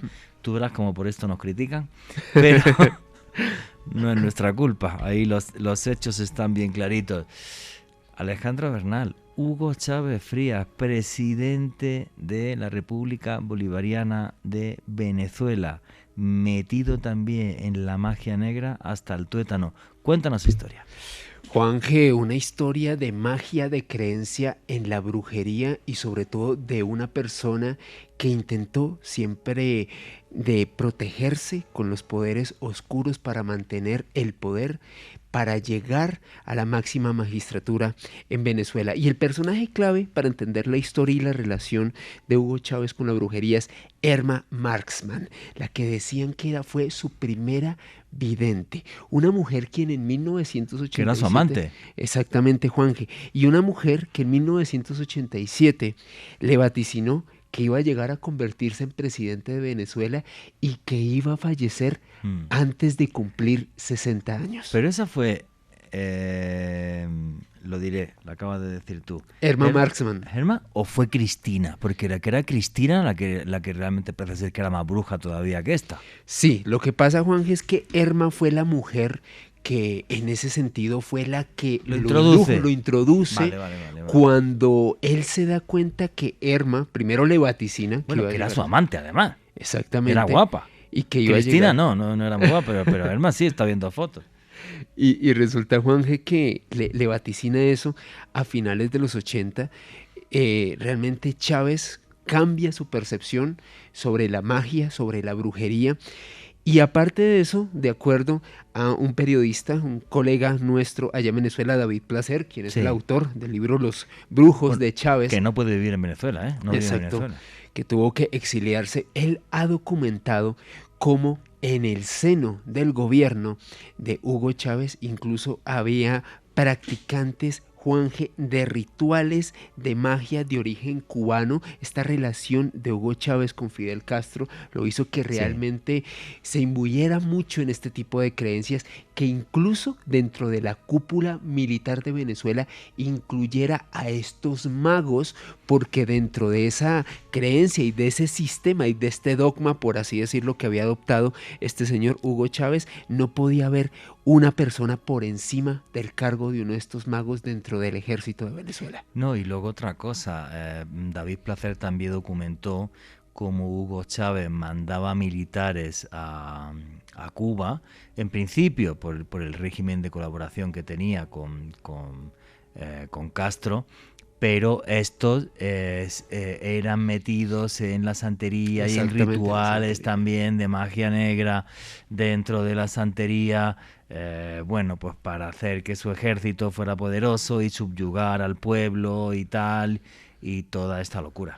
Exactamente, Juan. El mismo David Placer documenta cómo en el palacio de Miraflores se hicieron realmente rituales de espiritismo, donde acudieron jerarcas del chavismo, donde se realizaron rituales muy especiales dentro de la creencia de la santería cubana. Es más, se decía que cuando se organizaban, en este caso, desayunos o almuerzos en donde estuviera involucrado Hugo Chávez, siempre se dejaba una silla libre para darle la oportunidad a que el espíritu de Simón Bolívar se sentara en ese lugar. Es más, el mismo Hugo Chávez solicitaba a su cocinera que dejara una ración especial en esa Para silla Bolívar. para Bolívar, y algunos biógrafos, no solamente Placer, sino otros periodistas, declaran cómo Chávez a veces se quedaba horas enteras hablando aparentemente con el espíritu del libertador en esa silla vacía durante horas pidiendo consejo y demás. Y ahí es donde aparece Cristina Juanje, esta otra gran sacerdotisa, bruja, hechicera, que era consultada por Hugo Chávez, una mujer que, de acuerdo a informes y a investigaciones periodísticas, Cristina habría llevado a Hugo Chávez a realizar un ritual en un río en Venezuela para concederle un poder eterno, un poder que no se pudiese terminar en la hermana República Venezolana. No, es una cosa súper loca, porque además comentan que llegó incluso, como estaba tan obsesionado con el espíritu de Simón Bolívar y sí, que Bolívar lo acompañaba en toda su misión, que trajo paleros, exacto, al palacio de Miraflores, porque el Palomonte, a diferencia de la santería, la gente, bueno, tiene mucha mezcla con el espiritismo y los paleros entran poseídos por un espíritu, para hablar con Simón Bolívar a través de los paleros, y lo hacía además con huesos de muerto. Exactamente.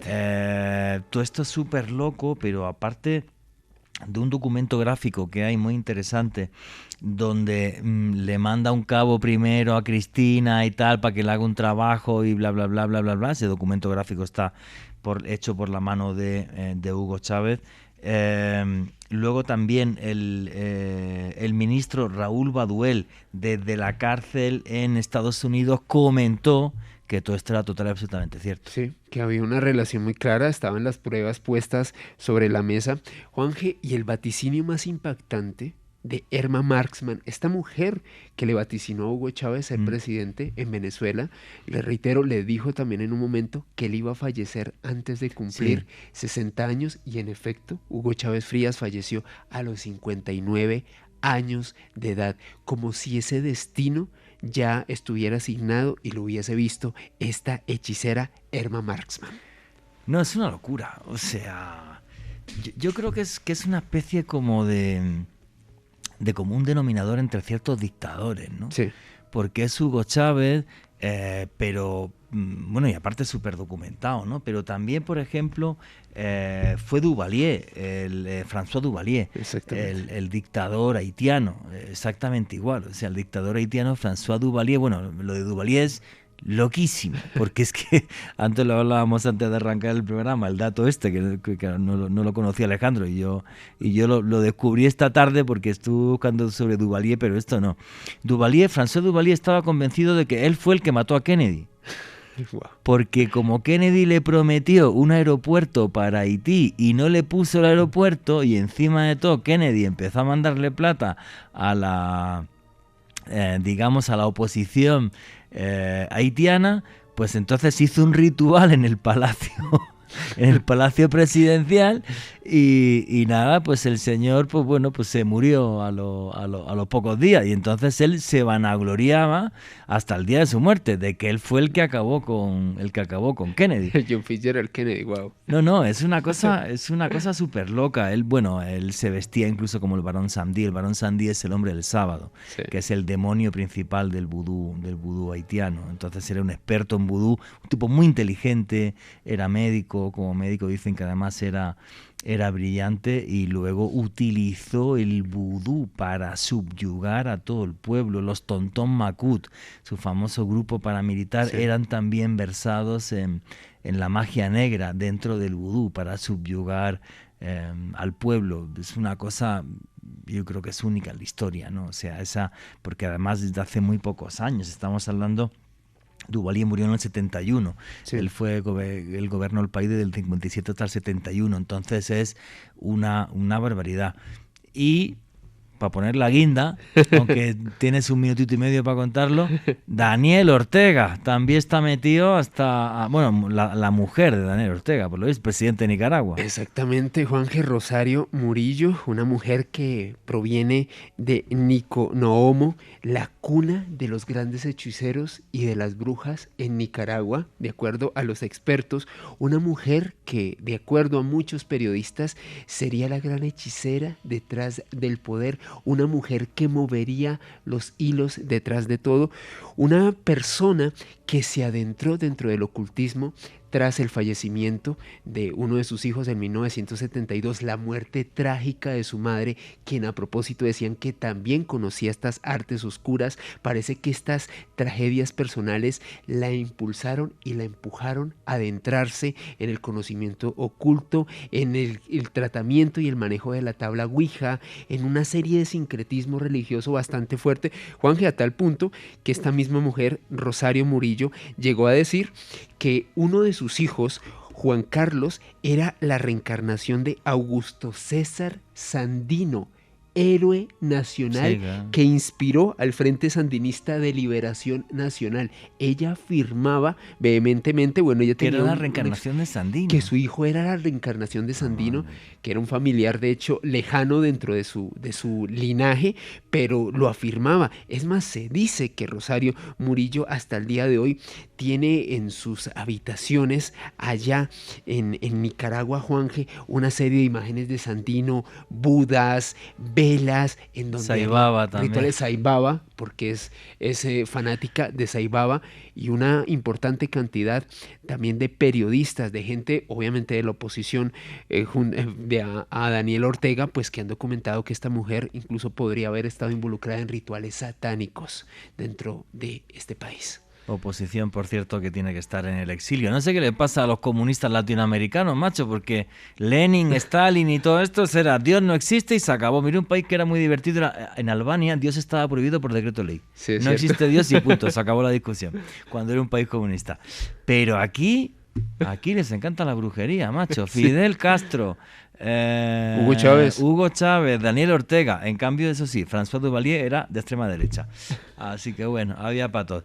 En fin, amigo, tu conclusión y tu cierre. Juanje, un repaso impresionante por esta investigación de Mario Villalobos, y me quedo con algo que él decía. Mucha gente dice que las brujas no existen, pero de que las hay, y yo creo que el testimonio de esta noche, esta maravillosa entrevista, lo documenta, y me pueden seguir en redes sociales, en Twitter, Instagram y TikTok en @alebernalpress con @. ¿Y yo qué quieren que les diga? Voy siempre cargado de amuletos porque sí estoy convencido de que hay cosas que no comprendo, pero el hecho de que no las comprenda no significa que no existan y que sean reales.